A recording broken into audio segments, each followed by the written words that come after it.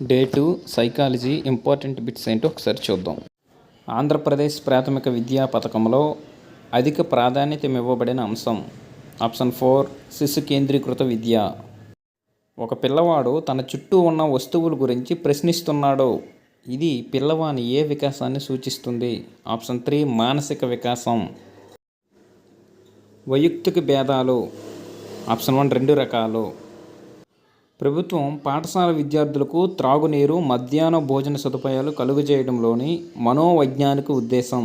Option 2 విద్యార్థుల ప్రాథమిక అవసరాలను తీర్చడం.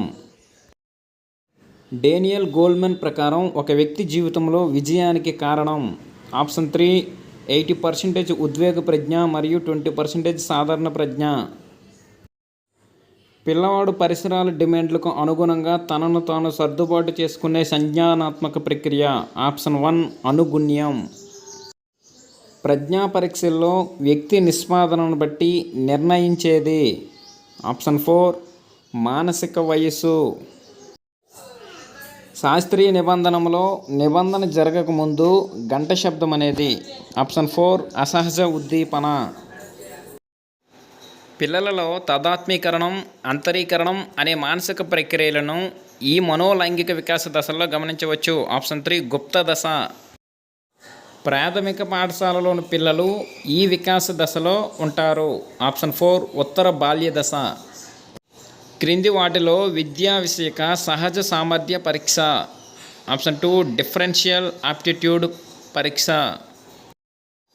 అభ్యసన ప్రక్రియలో ప్రేరణ యొక్క ప్రాముఖ్యతను నొక్కి చెప్పే నియమం. ఆప్షన్ 2 సంసిద్ధత నియమం. నిర్ధారణ మాపనాల ద్వారా వ్యక్తి మూర్తిమత్వాన్ని అంచనా వేసేటప్పుడు ఒక వ్యక్తిని చూడడంతోనే ఆ వ్యక్తి గురించి ఒక నిర్ణయానికి రావడం అనేది. ఆప్షన్ 1 హాలో ప్రభావం. ఒక పిల్లవాడు 11 నెలల వయసులో, మరొక పిల్లవాడు 18 నెలల వయసులో, ఇంకొక పిల్లవాడు 2 సంవత్సరాల వయసులో మాట్లాడగలుగుతున్నారు. దీనిని సూచించే వికాస సూత్రం. ఆప్షన్ 2 వికాసంలో వైయక్తిక భేదాలుంటాయి. శిక్షణ, తర్ఫీదు పొందగల మానసిక వికలాంగులుగా పరిగణింపబడే పిల్లలు. ఆప్షన్ 4 మిత బుద్ధిమాంద్యులు. సృజనాత్మక ప్రక్రియలోని దశల సరైన క్రమం. ఆప్షన్ 3 సన్నాహం, గుప్తస్థితి, అంతర్దృష్టి, నిరూపణం. భిన్నమైన దానిని గుర్తించండి.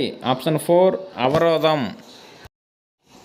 కోల్బర్గ్ సాంప్రదాయ స్థాయికి చెందిన ఒక దశ. ఆప్షన్ 2 అధికారం, సాంఘిక క్రమ నిర్వహణ నీతి. రవి ఎవరి ప్రోద్బలం లేకుండా తనకు తానుగా ప్రతిరోజు కరాటే క్లాసులకు వెళ్తున్నాడు. ఇది సూచించేది అతని యొక్క. ఆప్షన్ 4 అభిరుచి. రమణికి తన హోంవర్క్ చేయాలని లేదు, అలాగే తన ఉపాధ్యాయునితో తిట్లు తినాలని కూడా లేదు. ఇక్కడ సంఘర్షణ పరిహార సంఘర్షణ.